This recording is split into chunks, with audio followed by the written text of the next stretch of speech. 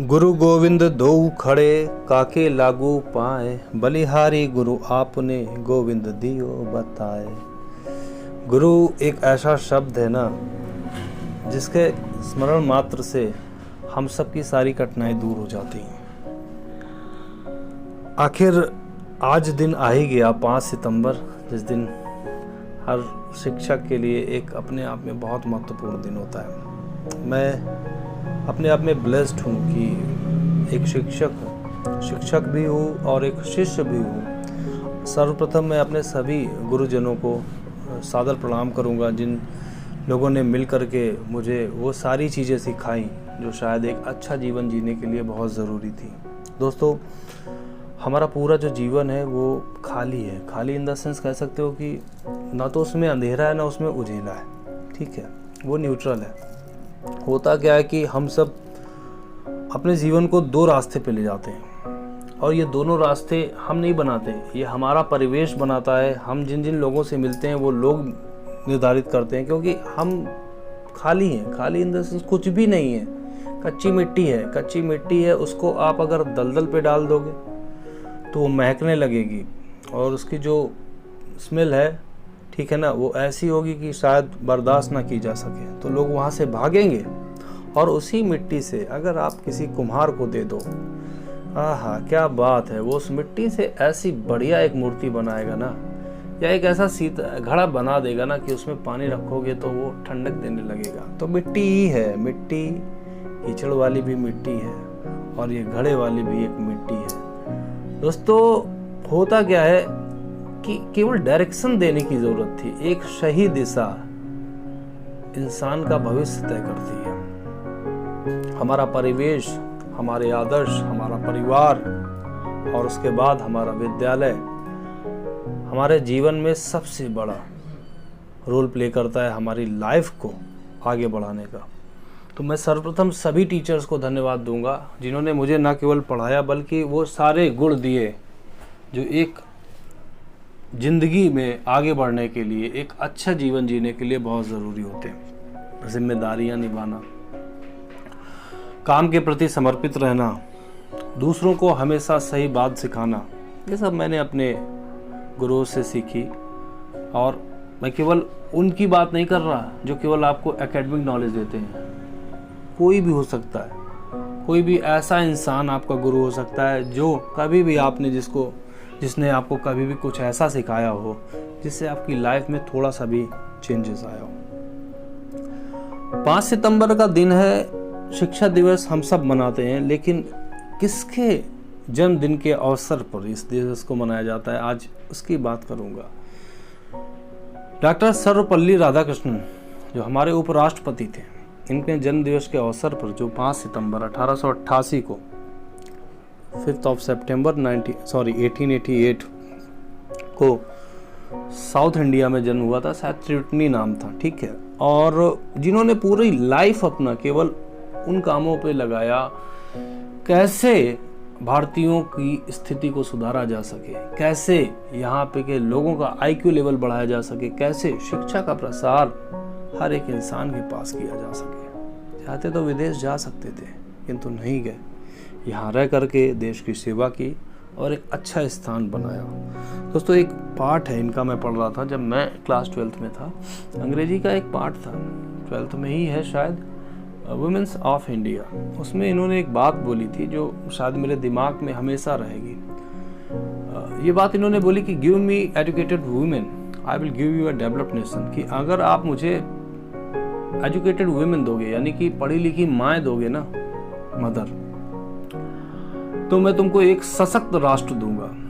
कहने का मतलब है, ये उस समय की बात है जब महिलाओं की एजुकेशन के लिए कोई ऐसे ठोस कदम नहीं थे ताकि उनको आगे बढ़ाया जा सके। उस समय इन्होंने इस तरीके से कोट करके और उनको प्रमोट करके उनको भी शिक्षा का बराबर अधिकार दिलवाया। आज हर क्षेत्र में महिलाएं भी बहुत आगे जा रही हैं, तो सबसे उन सबको भी बहुत बहुत शुभकामनाएं हैं। और आने वाली पीढ़ी के भी जो भी बच्चे तैयारी कर रहे हैं, उनको भी बड़ी शुभकामनाएं कि आप लोग बस ऐसे ही निरंतर पढ़ते रहिए।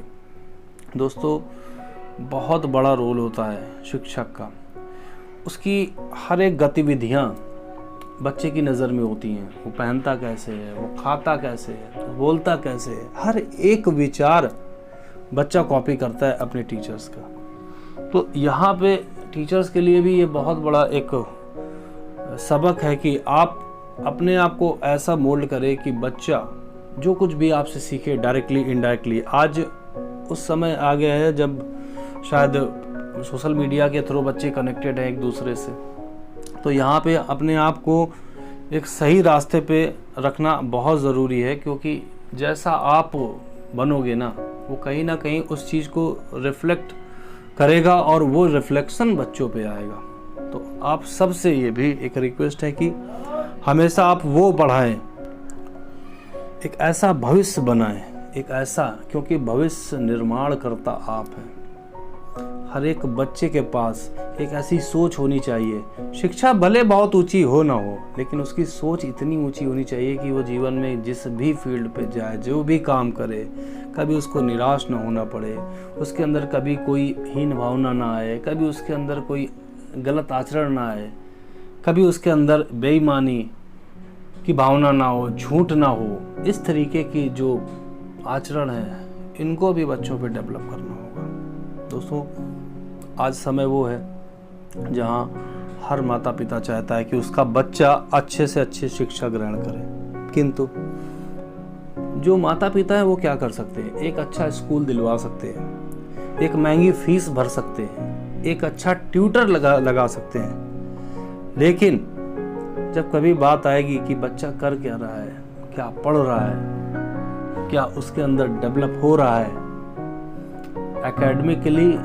और सोशली, वो कैसे अपने आप को देखेगा आज से 10 साल बाद, तब क्वेश्चन मार्क उठता है। क्यों? क्योंकि वो पूरी तरीके से शिक्षक पे डिपेंड है, पूरी तरीके से विद्यालय पे डिपेंड है, पूरी तरीके से उन पे डिपेंड है जो इस काम के लिए बने हैं।